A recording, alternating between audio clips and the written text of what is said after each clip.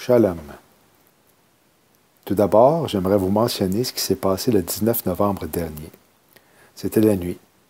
J'étais dehors, dans la cour arrière avec les chiens pour qu'ils fassent leurs besoins. Tout à coup, j'entends le système d'alarme d'une auto qui semble provenir de chez le voisin. Je regarde vers l'avant de la maison pour m'apercevoir que c'était la voiture de ma conjointe qui sonnait parce que les lumières s'allumaient en même temps que le son du klaxon. Je reviens aussitôt dans la maison avec les chiens pour me diriger à la porte d'entrée pour voir si je verrais un voyou rôder alentour. J'ouvre la porte et au même moment, le système d'alarme s'arrête. Je me dirige vers la chambre à coucher pour raconter à Myriam, ma conjointe, ce qui venait d'arriver. Elle venait juste de revenir au lit, ce qui est inhabituel pour elle à cette heure. Elle avait entendu le système d'alarme également. Sauf que lorsque je lui ai mentionné que c'était sa voiture, elle était abasourdie parce qu'elle n'a pas de système d'alarme sur sa voiture. Pourquoi est-ce que Dieu nous a fait entendre une alarme? Est-ce parce qu'il veut nous prévenir de l'approche de danger? L'alarme est une information émise afin de provoquer une réaction. Elle a eu pour effet que nous avons refait nos testaments qui n'avaient pas été mis à jour après 9 ans de mariage. Ceci étant dit, avez-vous entendu parler de Silly Nununu? Peut-être pas en détail. Céline Dion espère encourager un dialogue sur l'égalité et la possibilité en lançant une ligne de vêtements pour enfants non sexistes. Il y a tellement de choses dans cette publicité, il est difficile de savoir où regarder en premier, car vos yeux sont attirés dans toutes les directions. En un mot, Céline Dion a lancé une nouvelle ligne de vêtements pour bébés, caractérisée par le fait qu'elle est neutre du point de vue du genre. Mais c'est beaucoup plus que ça. Le spot publicitaire fait beaucoup de bruit en supprimant les couleurs festives du rose pour les filles et du bleu pour les garçons. Elle le remplace par un thème noir et blanc d'aspect très sinistre, alors que les croix noires se balancent au plafond. Alors que la caméra balaie les bébés vêtus de leur nouvelle tenue neutre, elle s'attarde un instant sur celle portant les mots « Nouvel ordre » sur le devant. Une belle confirmation que toute cette confusion neutre du point de vue du genre suscitée par le LGBTQP vient en réalité du nouvel ordre mondial. La lauréate de 5 Grammy a dévoilé la collection Silly Nununu mardi soir avec une annonce décalée dans le style de James Bond. Dans celle-ci, elle est poursuivie par des agents de sécurité alors qu'elle tente de s'échapper de la maternité d'un hôpital.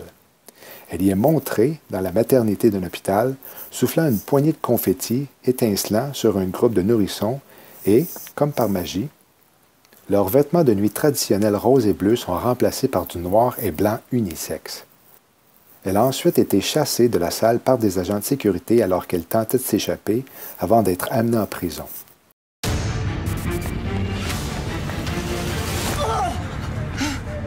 It's okay, it's okay. I'm Celine Dion.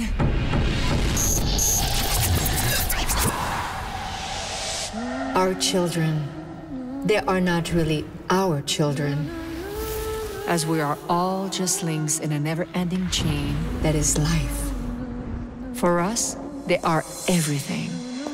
But in reality, we are only a fraction of their universe. We miss the past. They dream of tomorrow. We may thrust them forward into the future, but the course will always be theirs to choose.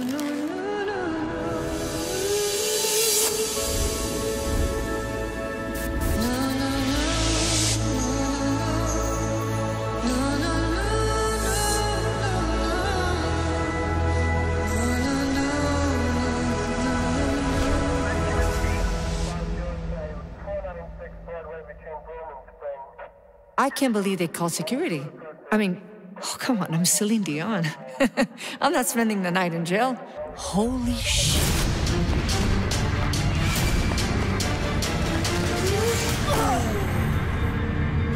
Guys, relax, easy. I'm Celine Dion. Yeah, girl, and I'm Beyoncé. I'm calling my agent. Le passé nous manque. Il rêve de demain, déclare Dion. J'ai toujours aimé Nununu et ce qu'il représente, a écrit mardi Dion sur Twitter. Un partenariat pour encourager un dialogue sur l'égalité et les possibilités est tout à fait logique. Dans une entrevue mercredi par le Morning Express de HLN avec Robin Maid, Dion a déclaré qu'elle avait essayé d'éviter les stéréotypes sexuels en élevant ses jumeaux de 8 ans, Eddie et Nelson, et son fils de 17 ans, René Charles. En ce qui concerne la ligne Céline Nunu, Dion a déclaré « Le message que j'essaie de faire passer est que vous éleviez vos enfants comme vous le souhaitez. Vous devez décider de ce qui leur convient. Nous proposons simplement un autre moyen de supprimer le stéréotype. » Jointe au téléphone à partir de Tel Aviv, en Israël, où elles ont fondé leur entreprise Nununu en 2009, les deux créatrices se disent heureuses et excitées, mais exténuées au terme d'une semaine durant laquelle le projet sur lequel elles travaillaient depuis plus d'1 an a éclos au grand jour. Je crois que Céline aimait Nununu en partie à cause de notre message, que les enfants peuvent être ce qu'ils veulent et qu'ils peuvent tracer leur propre voie sans qu'on leur appose une étiquette, soutient Iris. Quand on a une petite fille, on lui achète des trucs roses, des Barbies et des accessoires de cuisine, poursuivit Tally. Quand on a un garçon, on lui achète des trucs bleus, un bâton de baseball, ce genre de choses. Ils grandissent donc en voulant respecter ce modèle. On n'est pas en train de dire que c'est mauvais pour une fille d'aimer des Barbies ou pour un gars d'aimer le soccer. Ce qu'on dit, c'est qu'en leur apposant une étiquette aussi jeune, on leur enlève la chance de choisir. Ils perdent la notion qu'ils peuvent être ce qu'ils veulent. Céline Dion est entrée en contact avec Iris et Tally l'an dernier. La chanteuse connaissait le tandem puisque ses jumeaux, Eddie et Nelson, s'habillaient en Nununu depuis des années. Composé de bonnets à 31 $, de leggings à 65 $, de coton ouaté à 100 $, de vestes en jeans à 139 $ et d'ensemble une pièce pour bébé à 71 $, la collection Sinununu n'est pas des plus abordables, concèdent les designers.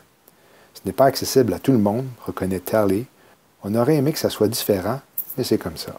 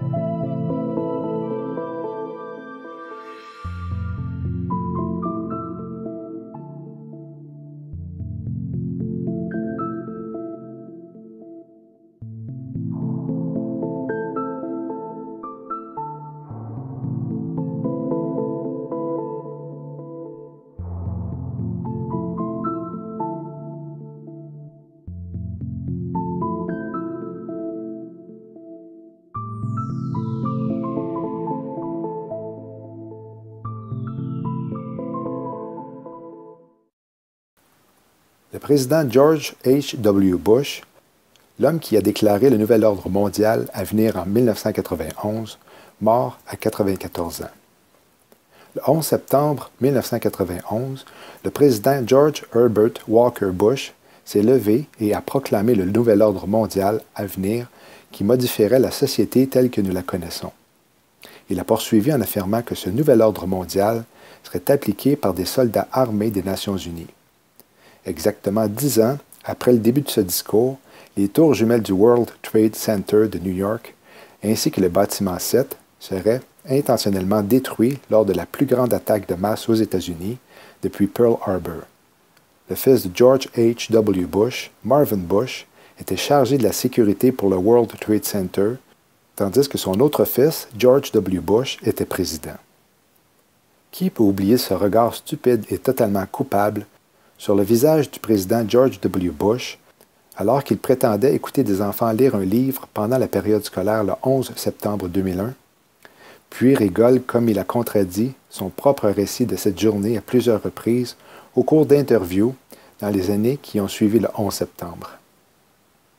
Enfin, rappelez-vous les deux événements survenus immédiatement après les attentats du 11 septembre.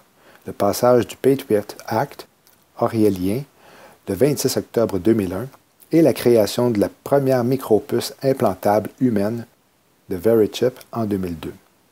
La puce a été créée après le 11 septembre afin d'aider les futurs intervenants.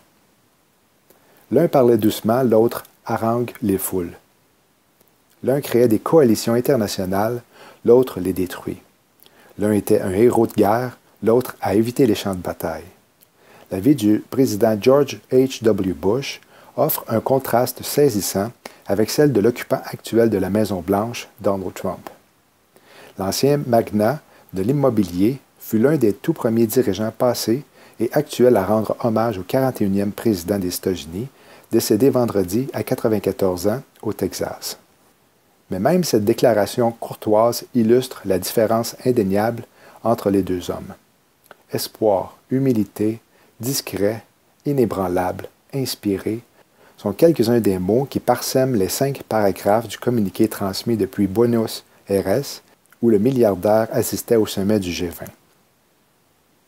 M. Trump, qui se vante de combattre le Deep State, a décrété une journée de deuil national mercredi, ordonnant la fermeture des bureaux d'administration fédérale ce jour-là.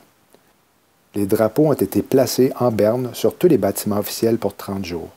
Les bourses de New York et de Chicago observeront 1 minute de silence lundi et resteront fermées mercredi. Les États-Unis ont ajouté samedi un nouveau secteur, celui des migrants et réfugiés, à une longue liste de projets ou d'accords internationaux desquels Donald Trump a décidé de retirer son pays, aux grandes dames des partisans du multilatéralisme. La mission américaine auprès de l'ONU a informé son secrétaire général que les États-Unis mettraient fin à leur participation au pacte mondial sur la migration, a annoncé dans un communiqué l'administration Trump.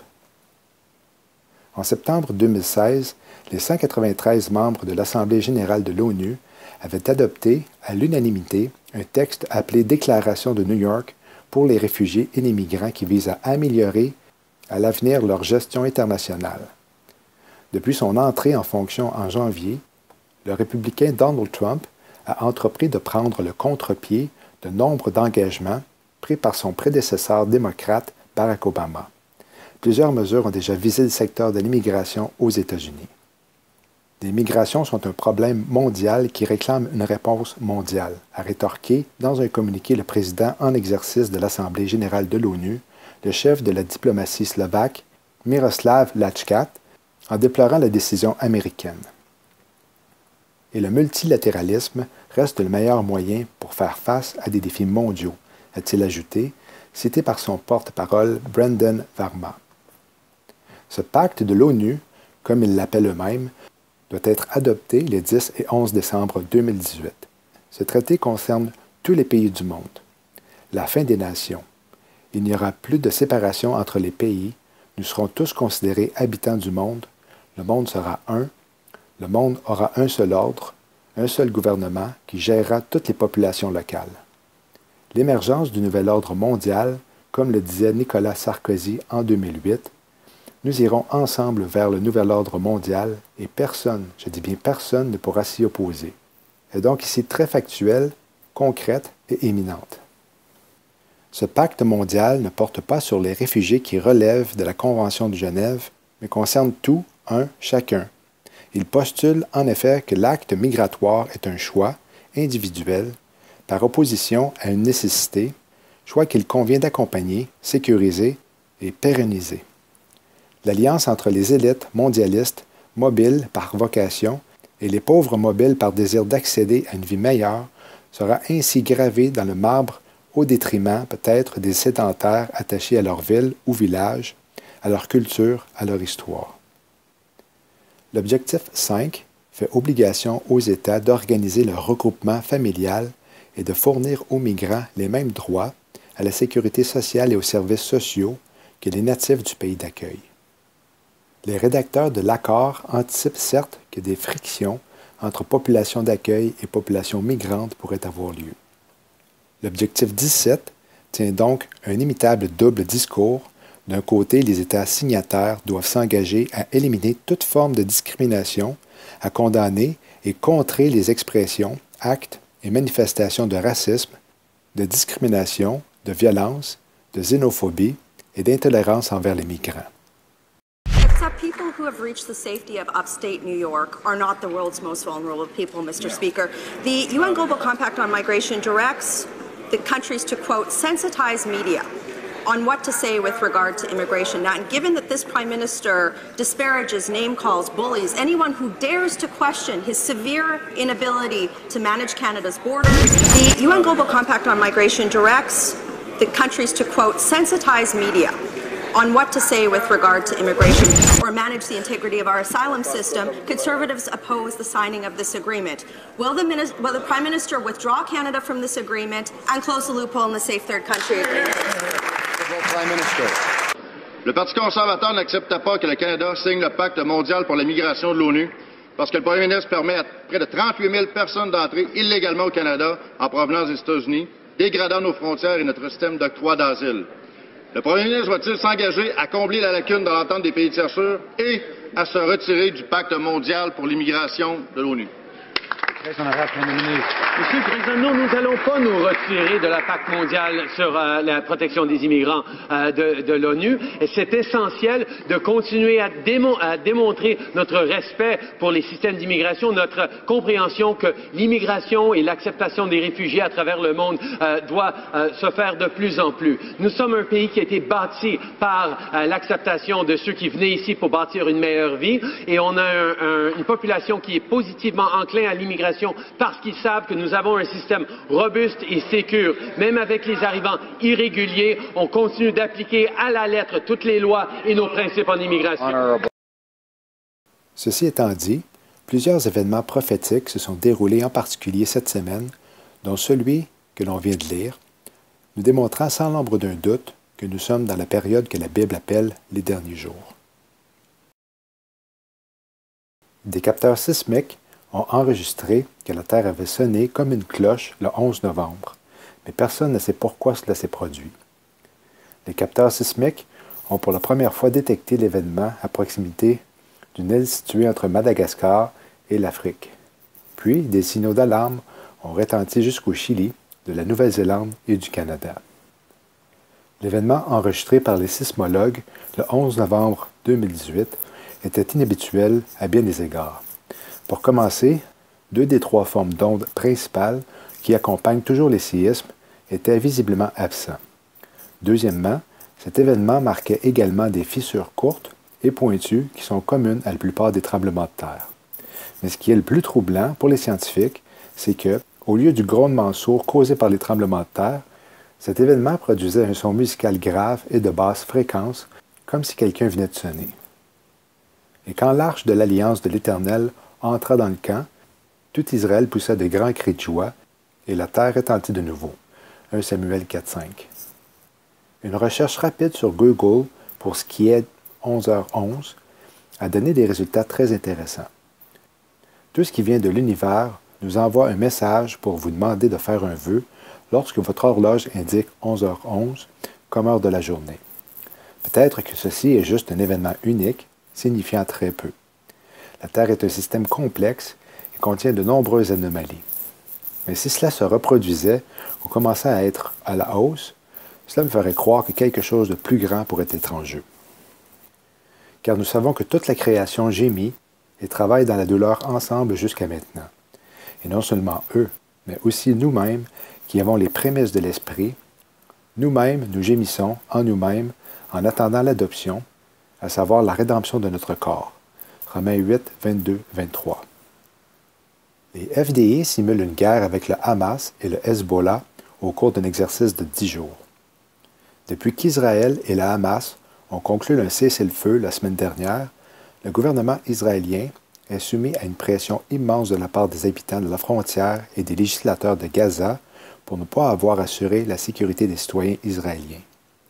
Le Hamas et le Djihad islamique ont tiré plus de 500 roquettes vers Israël la semaine dernière en réponse à une mission secrète à Gaza effectuée par les forces spéciales israéliennes qui a tué 7 Palestiniens et un soldat israélien. Exclusif. 10 000 soldats syriens formés par l'Iran postés à la frontière israélienne. 2 nouvelles divisions militaires syriennes formées et dirigées par des officiers des forces spéciales des gardes de la révolution islamique iranienne ont été mobilisées aux frontières de la Syrie. Chaque division compte plus de 10 000 hommes. L'un a été envoyé à la frontière irakienne, le second se trouve actuellement à la frontière entre la Syrie et Israël. Selon I-24 News, ces mouvements de troupes, qui représentent un danger réel à la frontière du Nord, seraient l'une des raisons pour lesquelles le premier ministre israélien Benjamin Netanyahou a dénoncé les appels à des élections anticipées la semaine dernière comme irresponsables. Les forces de défense israéliennes suivent actuellement un exercice d'entraînement de 10 jours simulant une confrontation avec le Hamas au sud et le Hezbollah au nord. Cela intervient alors que l'armée israélienne se débat pour savoir si l'armée est prête pour la guerre. En octobre, le médiateur de la FDI, Witzat Brick, a qualifié la situation des FDI de pire qu'elle ne l'était à l'époque de la guerre de Kippour, où Israël avait été pris au dépourvu par la Syrie et l'Égypte. Un navire de guerre français accoste en Israël, auquel participeront l'Italie, la Grande-Bretagne et l'Espagne. Des navires de guerre européens devraient arriver en Israël dans les prochains jours. Ils accosteront dans le port de Haïfa, dans le nord du pays, où un navire de guerre français a été photographié par I-24 News. L'ambassade de France en Israël a déclaré à I-24 News que le navire avait été amarré à Haïfa pour des raisons techniques, mais selon des sources de sécurité occidentales, des navires de guerre d'Italie, d'Espagne et de Grande-Bretagne devraient le rejoindre dans les prochains jours. L'arrivée prévue des navires européens fait suite à un rapport publié mardi par I-24 News, selon lequel 2 divisions de soldats syriens, entraînés et dirigés par des officiers des forces spéciales des gardes révolutionnaires islamiques Al-Quds d'Iran, ont été mobilisés aux frontières du pays, y compris sa frontière avec Israël.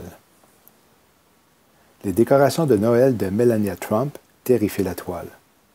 En effet, Melania Trump a choisi de garnir un couloir de sapin entièrement rouge, donnant aux internautes l'impression d'être plongés dans une dystopie digne de la série La Servante écarlate de HBO. De nombreuses personnes ont d'ailleurs apporté des modifications aux photos des décorations de Noël de la Maison-Blanche pour marquer en quoi elles rappellent la série. Forcée d'être dans un futur dystopique, une femme est forcée de vivre comme une concubine sous une dictature théocratique intégriste. Toutes les couleurs sont ambivalentes. Pour le rouge, c'est parfaitement équilibré. On a d'un côté la beauté, la joie, l'amour, le pouvoir, le plaisir et, de l'autre, la violence, la colère, les crimes de sang, la guerre, la punition, le péché. Si on prend l'amour, on a toute la palette des rouges.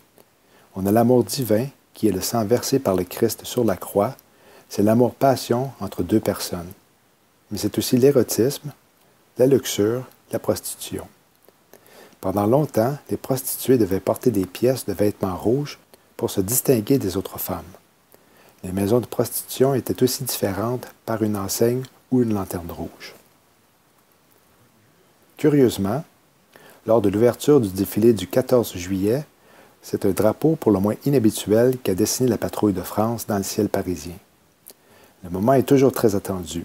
Dans le ciel parisien, au-dessus des Champs-Élysées et de l'Arc de Triomphe, les avions de la patrouille de France ouvrent le défilé aérien en déployant les fumigènes aux couleurs françaises dans le ciel.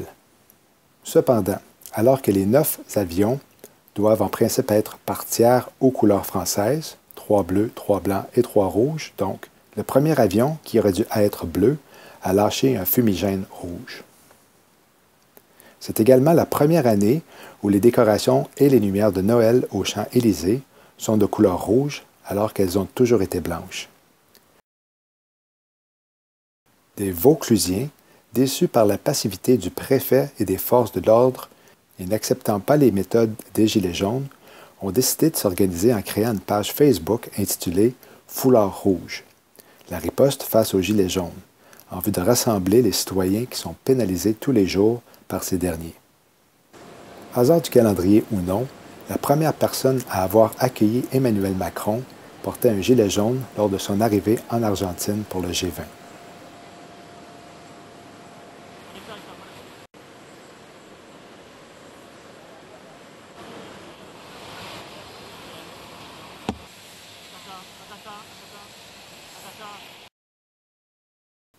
Donald Trump a annulé une réunion prévue avec Vladimir Poutine au milieu d'une montée des tensions entre la Russie et l'Ukraine à la suite d'un affrontement violent entre les deux pays au large des côtes de la Crimée. Les deux hommes devaient se rencontrer en marge du sommet du G20 de cette semaine en Argentine. Mais alors qu'Air Force One partait pour Buenos Aires, le dirigeant américain a tweeté qu'il annulait les pourparlers prévus en raison de l'agression de la Russie contre l'Ukraine. Les tensions entre la Russie et l'Ukraine ont éclaté samedi lorsque les forces russes ont ouvert le feu sur les navires de la marine ukrainienne et capturé leur équipage. Les tensions entre la Russie et l'Ukraine ont éclaté samedi lorsque les forces russes ont ouvert le feu sur les navires de la marine ukrainienne et capturé leur équipage. 3 marins au moins ont été blessés dans le coup de feu qui a éclaté au large des côtes de Crimée, une région autonome de l'Ukraine envahie par la Russie et annexée en 2014. M. Trump a déclaré « Compte tenu du fait que les navires et les marins n'ont pas été ramenés en Ukraine par la Russie, j'ai décidé qu'il serait préférable que toutes les parties concernées annulent ma réunion prévue en Argentine avec le président Vladimir Poutine. Les 24 marins ukrainiens sont actuellement détenus en Crimée et leurs navires sont arrêtés par les forces russes. L'OTAN a précédemment promis son soutien total à l'Ukraine, mais n'a pas encore répondu à l'appel à l'aide de M. Poroshenko. Le président ukrainien a déclaré de façon sensationnelle que des chars militaires russes alignés le long de la frontière avec son pays provoquaient une nouvelle alerte de la Troisième Guerre mondiale. Le président ukrainien a également lancé un appel à l'aide des dirigeants occidentaux alors que les tensions entre les deux pays menaçaient de dégénérer. M. Poroshenko a déclaré « Il n'y a pas de ligne rouge pour Vladimir Poutine et c'est la raison très forte pour laquelle nous devrions être ensemble, tout le monde civilisé. » Non seulement les dirigeants, avec lesquels un partenariat très fiable, mais aussi les citoyens du Royaume-Uni, de l'Europe, des États-Unis, du Canada, de l'Australie, du Japon et du monde civilisé seraient réunis, ce qui est très important pour la sécurité mondiale. C'est le dernier développement inquiétant des tensions croissantes entre les deux voisins soviétiques. Le week-end dernier, la Russie a saisi 3 navires de la marine ukrainienne et leur équipage dans le détroit de Kertch, les accusant de s'installer sur leur territoire. La Russie a bloqué l'accès au détroit et n'a jusqu'à présent pas libéré les marins ukrainiens. Les forces russes ont ouvert le feu sur les navires de la marine ukrainienne et capturé leur équipage. La plus grande attaque de missiles de surface jamais lancée contre la Syrie a visé 15 sites iraniens du Hezbollah. Un nouvel ordre émerge dans le sud de la Syrie alors qu'Assad reprend le contrôle.